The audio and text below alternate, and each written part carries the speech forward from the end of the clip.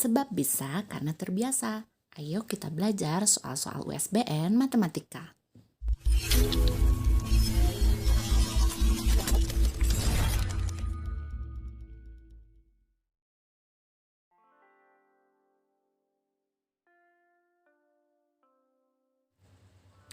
Soal ini berkaitan tentang FPB dan KPK. Nah, kita baca soalnya. Pak Denny membagikan alat tulis berupa 15 buku, 45 pensil, dan 48 penghapus kepada anak didiknya. Setiap anak menerima masing-masing alat tulis sama banyak. Berapa paling banyak anak yang menerima alat tulis tersebut? Nah, di sini ini berkaitan tentang FPB. Kenapa FPB? Karena tidak berkaitan tentang waktu, nggak ada jam waktu, nggak ada menit, nggak ada bulan ataupun tahun, sehingga harus kita selesaikan dengan cara FPB. Nah, kita cari FPB dari 15, 45, dan 48 supaya kita tahu berapa jumlah anak yang bisa kita bagikan alat tulis ini.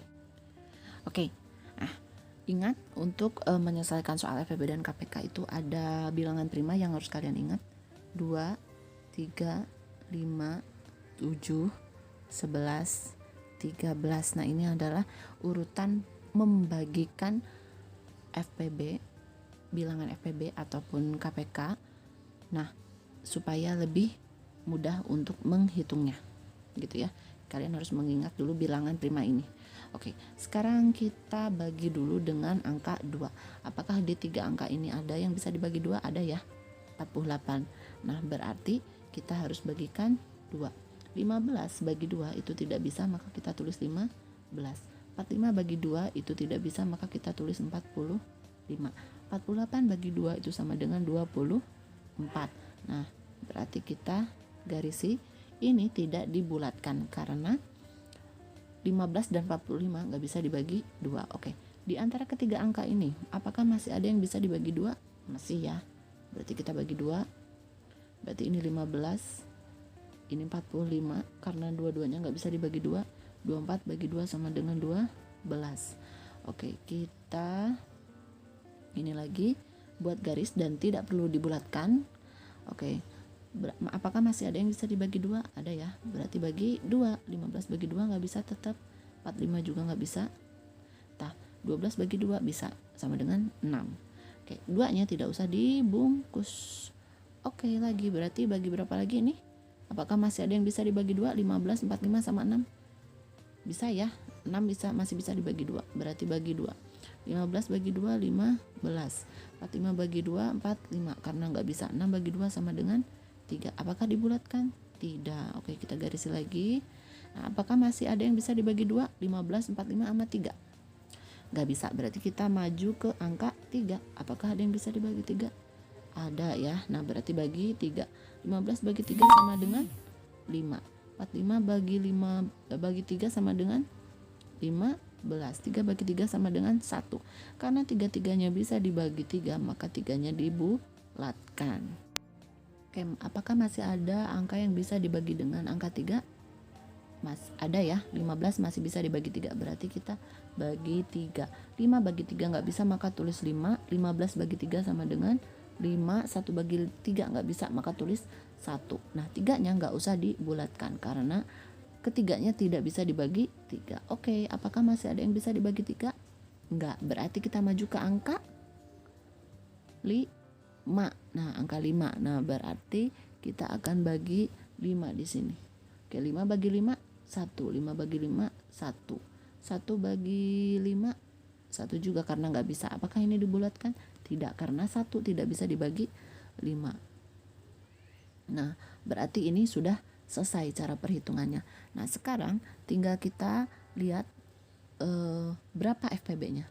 Untuk FPB itu hanya yang dibulatkan ya. Berarti di sini yang dibulatkan hanya ada 1, yaitu 3. Berarti FPB-nya itu sama aja dengan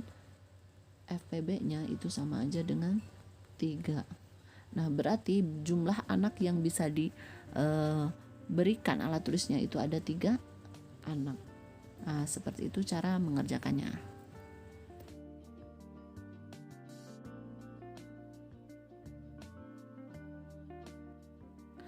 Soal ini berkaitan tentang operasi hitung campuran bilangan cacah. Nah, kita baca dulu soalnya. Andi menyimpan sejumlah kelereng di dalam 7 buah kaleng. Jadi ada 7 buah kaleng nih. Setiap kalengnya isinya 25 kelereng. Nah, Andi memberikan 54 kelerengnya kepada temannya.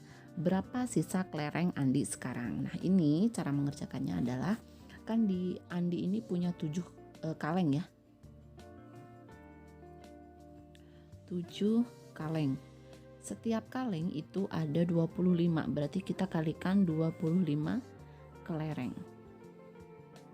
Supaya kita tahu berapa jumlah kelereng Andi seluruhnya. Oke, 7 kali 25 itu tinggal dikotak saja.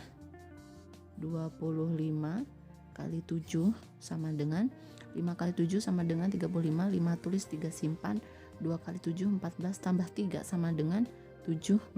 Berarti jumlah kelereng Andi adalah 175.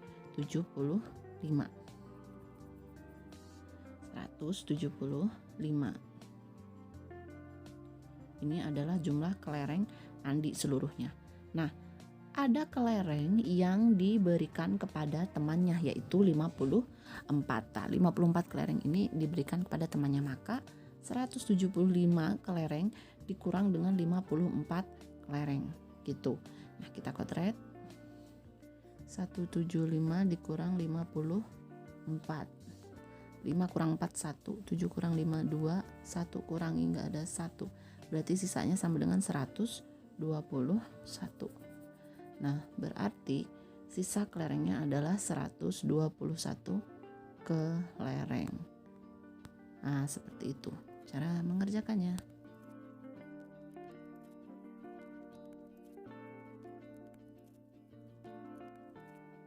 Soal ini berkaitan tentang luas gabungan bangun datar. Nah, kita baca soalnya. Mary menggambar bangun datar persegi panjang ABCD dengan panjang AB 25 cm dan AD 18 cm. Nah, maka Ibu sudah gambarkan di sini. Ini adalah persegi panjang ABCD dengan AB itu panjangnya 25 cm dan AD 18 cm. Nah, kita baca lagi. Kemudian ia menggambar lagi bangun datar segitiga siku-siku. Nah, di sini Ibu gambarkan segitiga siku-siku di sini BOP. Nah, BOP. Nah, sedemikian sehingga BO itu sama dengan setengah BC. Nah, ini kan dari B ke C itu kan 18 cm ya. Nah, setengahnya berarti Ibu hanya mengambil setengah dari B ke C yaitu 18 tinggal dibagi 2 yaitu 9. Nah, berarti ini kita ngambil 9 cm saja dari sini. Maka menjadi BO. Karena BO di sini BO sama dengan setengah BC, berarti B ke O itu sama dengan setengah dari B ke C. Gitu. Makanya dari B ke O itu sama dengan 9 cm. Nah, dan OP-nya sama dengan 12 cm. Nah, OP di sini adalah tingginya 12 cm gitu. Nah, pertanyaan pertama adalah buatlah sketsa bangun datar tersebut. Nah, ini adalah sketsanya. Sketsa satu gambarnya dari bangun datar yang sudah dijelaskan pada uraian ini. Lalu yang B adalah hitunglah luas bangun datar tersebut. Nah, ini yang akan kita hitung. Luas bangun datar. Kita akan mencarinya satu persatu dari luas persegi panjang terlebih dahulu. Luas persegi panjang. Nah, untuk mencari luas persegi panjang itu rumusnya P dikali L. Nah, kita fokus kepada ini. Panjangnya adalah yang ini. Ini adalah panjangnya. Dan lebarnya adalah ini. Nah, jadi panjangnya dari sini ke sini, lebarnya dari sini ke sini. Berarti panjangnya 25, lebarnya sama dengan 18. Maka di sini bisa kita tuliskan panjangnya 25 dikali 18. Nah, ini tinggal kita kotret. Oke, 5 kali 8 sama dengan 40. 0 tulis 4 simpan. 2 kali 8 sama dengan 16 tambah 4 20. Oke, 5 kali 1 5, 2 kali 1 2, maka kita tambahkan 0, 5, 4. Berarti hasilnya sama dengan 450. Nah, ini berarti sama dengan 450 cm persegi. Nah, ini adalah luas persegi panjang. Nah, sekarang luas segitiganya. Luas segitiga itu rumusnya adalah alas kali tinggi dibagi 2. Gitu ya. Nah, kita akan kotret. Nah, Kita lihat ke soalnya. Ini adalah segitiganya. Alasnya adalah yang ini. Dari B ke O itu namanya alasnya ya. Jadi alasnya adalah dari B ke O. Ini adalah alas. Nah, tingginya adalah dari O ke P. Berarti ini adalah tingginya. Nah, bisa kita ketahui di sini alasnya 9, tingginya 12. Maka kita masukkan ke rumusnya. Alas 9 tinggi 12. Berarti 9 dikali 12 dibagi 2. Nah, ini ada yang bisa kita coret. 12 sama 2 itu dua-duanya bisa dibagi angka 2. 2 bagi 2 1, 12 bagi 2 6. Nah, berarti ini tinggal kalikan saja. 9 kali 6 sama dengan 54 cm. Nah, ini adalah luas cm per segi. Nah, ini adalah luas dari segi 354. Nah, berarti di sini luas segitiganya adalah 54 cm persegi. Nah, kita lihat di sini luas perseginya 450, luas segitiganya 54. Berarti luas totalnya ini tinggal kita tambahkan 450 ditambah 54. Maka hasilnya sama dengan 504 cm persegi. Nah, ini adalah jawabannya, 504 cm persegi. Nah, seperti itu cara mengerjakannya.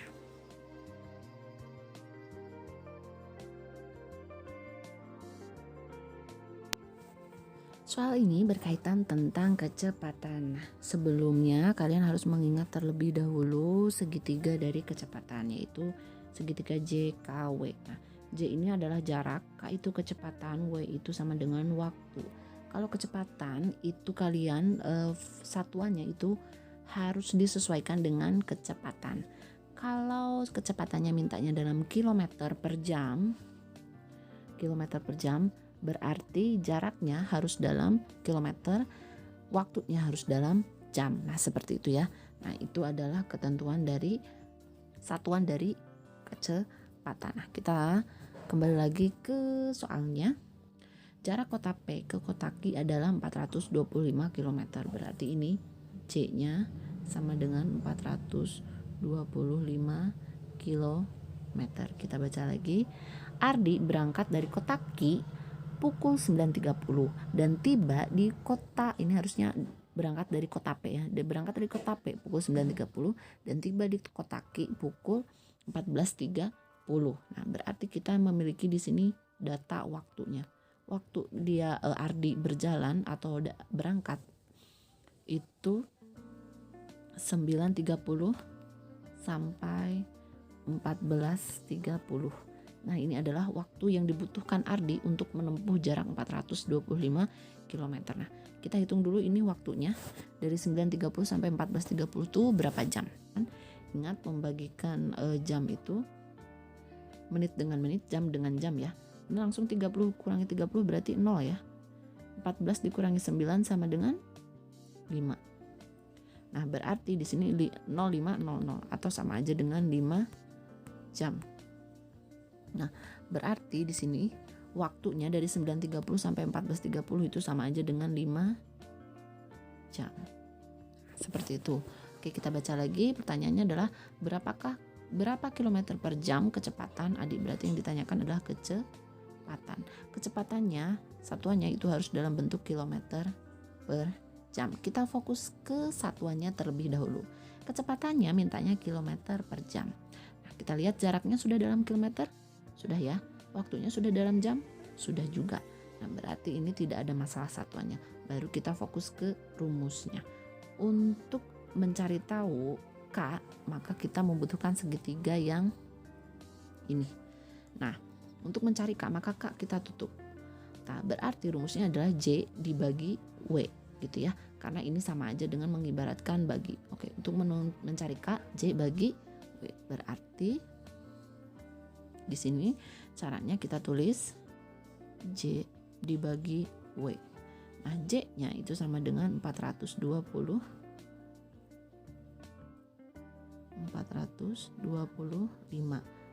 km. Tinggal kita bagi dengan 5 jam. Oke, kita kotret 425 dibagi 5. Ambil satu angka, nggak bisa ambil 2 angka.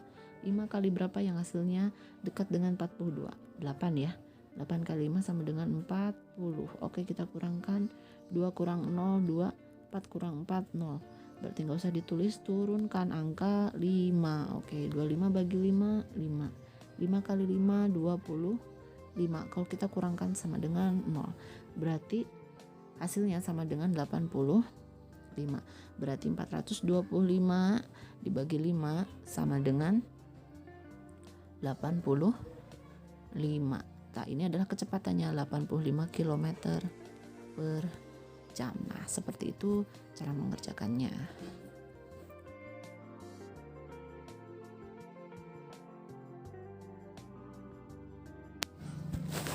Oke, soal ini berkaitan tentang memecahkan masalah yang berkaitan dengan diagram lingkaran. Nah, kita lihat diagram lingkarannya di sini.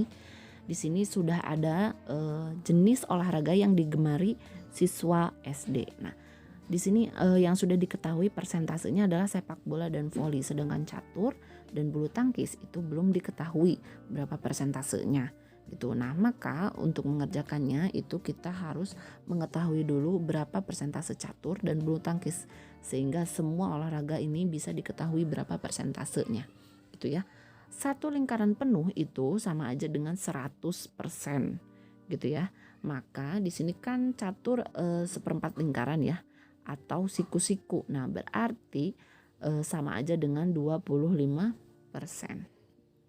Berarti ini catur sama aja dengan 25%. Itu catur. Nah, sekarang bagaimana dengan bulu tangkis? Nah, untuk mencari bulu tangkis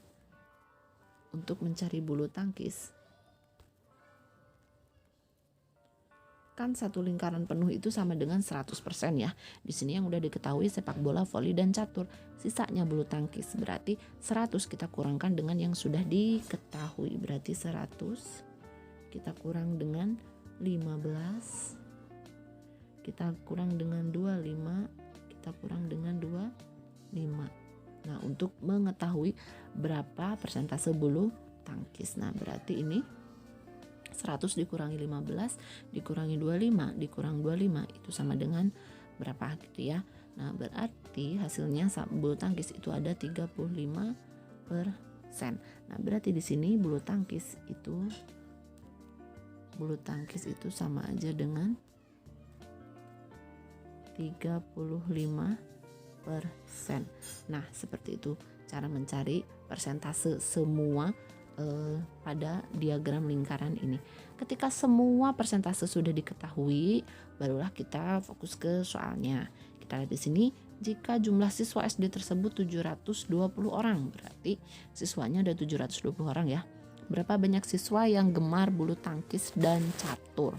Nah, di sini yang bulu tangkis itu ada 35% dan yang catur ada 25%. Yang ditanyakan di sini adalah berapa banyak siswa yang gemar bulu tangkis dan catur. Berarti persentase bulu tangkis dan catur kita tambahkan dulu baru dikali dengan 720 sebagai jumlah seluruh siswa gitu ya. Nah, berarti di sini 25% ditambah 35% itu sama aja dengan 60%.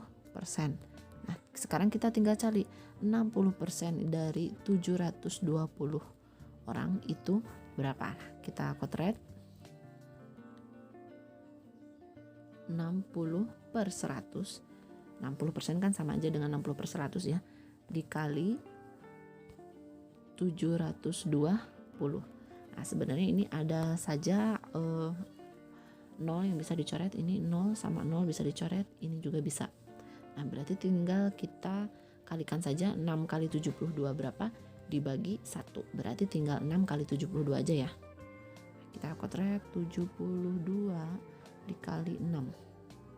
2 kali 6 sama dengan 12. 2 tulis 1 simpan. 7 kali 6 sama dengan 42 tambah 1 sama dengan 43.